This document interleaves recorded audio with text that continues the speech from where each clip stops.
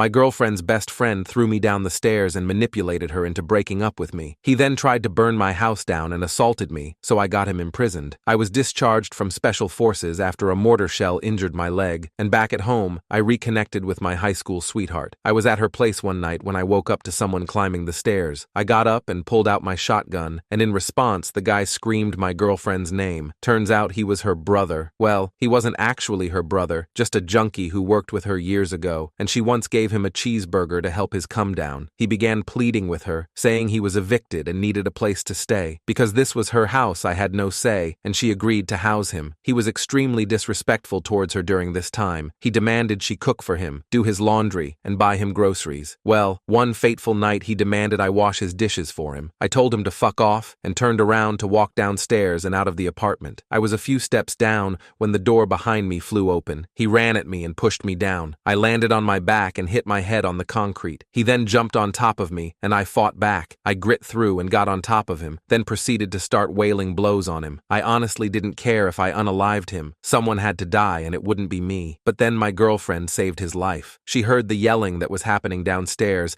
and she came running and found me on top and wailing down blows on him over and over. She screamed for me to get off, and I did. As soon as I did, his mouth started running. Sister, he threatened to unalive me, and he attacked me and threw me down the stairs because I asked him to bring back the PS3. I honestly thought she might believe him for a moment, but thankfully, she knew that was lies. The neighbor's security camera outside backed that up. That morning, I took her to work. I took her 3-year-old daughter to daycare. One thing I need to mention is that my girlfriend had a 3-year-old daughter whose dad wasn't in the picture, and she was the sweetest and most adorable little girl ever. Anyway, after I took her to school, I went to work. I had to explain to my boss why I had bloody knuckles and why I was holding a cold pack to the back of my head. They offered to call the police so I could press charges. I told them no. My boss damn near ordered me to call the police or he'd put me on medical leave, to which I replied that I'd rather be on med leave than lose my girlfriend for calling the cops on her brother. It was made clear to me, under no uncertain terms, that I am a particularly stupid kind of eye-hole and that would come back to bite me in my butt someday. Well, he was right. Basically, brother gave her an ultimatum that either I leave and she dumped me, or he leaves and walks out of her and her daughter's life, which, to be fair to my ex, that loser had been the only constant male figure in her kid's life since she was born, so that would have been devastating for the gremlin, and she wanted to spare her that kind of pain. And so that meant I got the axe. Honestly, I'd have rather taken an actual axe to the heart, because what I actually felt was way worse. It's one thing when you're saying goodbye to the woman you love, but to have to also say goodbye to a sobbing little kid you wanted so much in your heart to adopt and make your own? I don't want to meet the man who can hold back the tears from that. That man scares me. I went back to my apartment. I put together a little box with the toys and keepsakes and clothing items they'd left behind and waited for the right time to bring it by her work. I was a broken man, but that little fucker, he wanted to kick me while I was down. He had mentioned a while ago he had friends who would kick my butt if they ever got the chance, and I always thought he was bluffing. Well, he wasn't bluffing. He did have some friends with rap sheets and bad intentions, and in the months that followed her and I breaking up, he put them to work. I woke up one morning to discover my car had been blocked up, the wheels taken off, and they had spray-painted stuff on my car after busting out my windows. What my insurance didn't cover cost me $2,500 in repairs. Police were called, a report was made. Surveillance footage was useless though. Faces covered, they wore gloves, so no prints, and it's not like they're rolling out the CSI to collect hair follicles off the deck for auto vandalism. 2 weeks later, an attempted arson attack on my front door. Someone wearing a mask and a hoodie lit a Molotov cocktail and threw it at my front door's welcome mat, and if it weren't for the apartment's fire sprinklers actually working, my apartment would have burnt down with me in it because I wasn't jumping from the 3rd floor balcony. That was a more serious crime. Cops were very interested in solving it, but again, no usable prints, face covered for the camera, etc. Then it was quiet for a month. My ex had reached out to me when she heard about the fire, and I told her I knew it was her brother, but I didn't have any proof. She said she'd say something to him, and coincidentally, nothing happened again for a while, until I guess cops came around asking to talk to him, because obviously I gave them his name as a person of interest. In the month and some change since our spat, she basically forced him to find some kind of work, or she was going to kick him out. So, he had gotten a part-time gig at an auto shop in town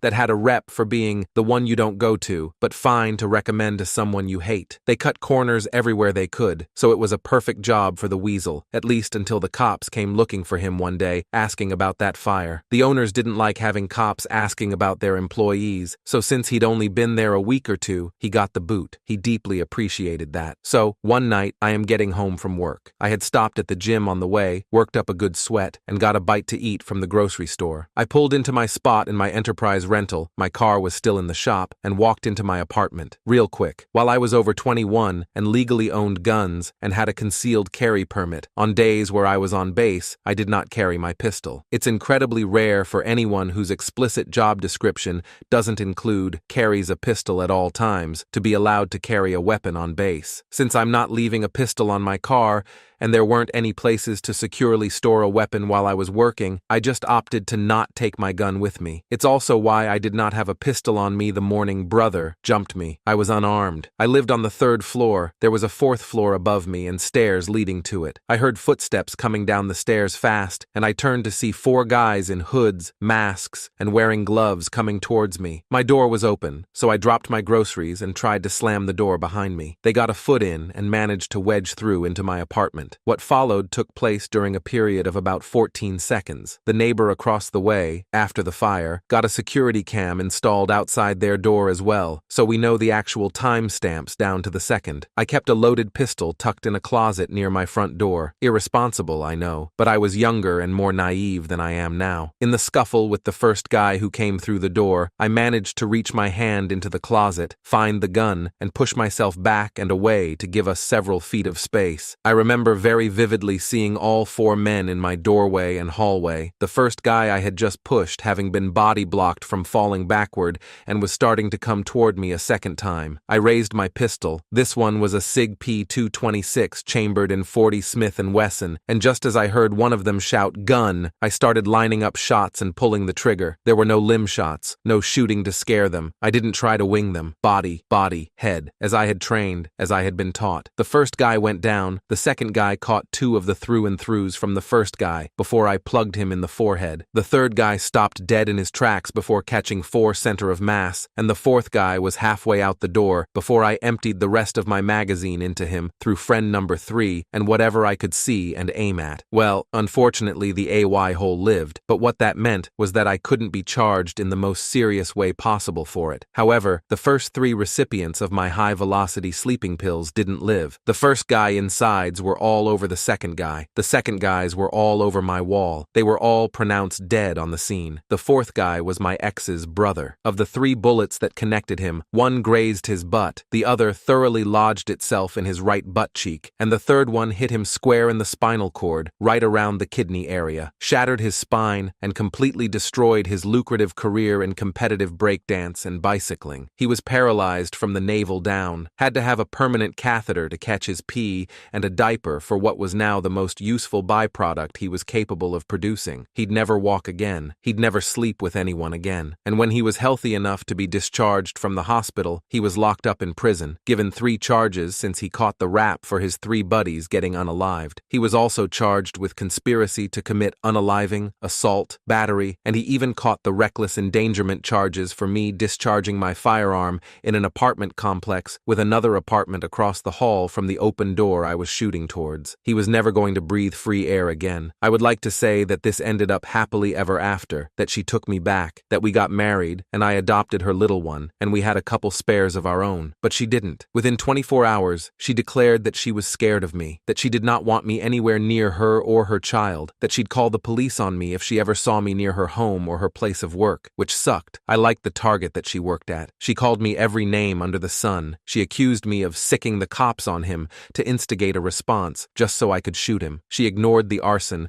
the vandalism, the various threats he'd thrown at me in the previous months we were together. I never saw her again. She blocked me on everything. Her family blocked me. She changed her number, she transferred to a different target, and after a couple of months she moved to a different apartment in a different part of town. It has been 8 years, and I still haven't heard from her. I know she's alive. Friends of friends informed me she got married in 2020, had a second kid, and is happy, so more power to her. I never got my happy ending. My white picket fence. Believe it or not, unaliving 3 guys, even for a person trained for war and conditioned for the possibility that one day he might have to do it, messes with your head, especially when you consider it happened in your home and not in Baghdad. There's a huge mental and emotional disconnect and difference between unaliving someone for work and unaliving someone because your life was in danger. I had PTSD. I couldn't touch any of my guns, once I got them back, for a full year without having panic attacks. The Navy was great about it all. They aided with the investigation, including that CO who called me the Apex Donut, giving his statement of that morning I got jumped. I was offered the chance to live on base with protective detail until things cooled down. I declined. 8 years. Since then, I've retired. I'm now working in the private sector. I have my own LLC, making great money doing cybersecurity and site security consulting. Occasionally, I go out boating. My partner of 3 years is the most loving, supportive person I've ever been with. I know they have my back no matter who tries to unalive me. We're talking about having kids before we get too much older. Life's good. But you know what really warmed my heart? Just the other day, a Google alert I set up 8 years ago triggered. It was brother's first and last name, followed by the word obituary. It turns out someone in prison got sick and tired of the annoying white boy in a wheelchair talking so much crap and flexing on people, believing nobody would hit someone in a wheelchair. They used his wheelchair to unalive and used their shoes to finish him off with a few good stomps. Of course, it doesn't say that in the obituary. It says he was a bright and lovable lad when he was young, who fell into hard times in his early adulthood and landed in prison. The real surprise is apparently he is survived by a daughter none of us knew he had back then. So, sucks for her, but I doubt she ever got a chance to know him anyway. Honestly, that's for the best.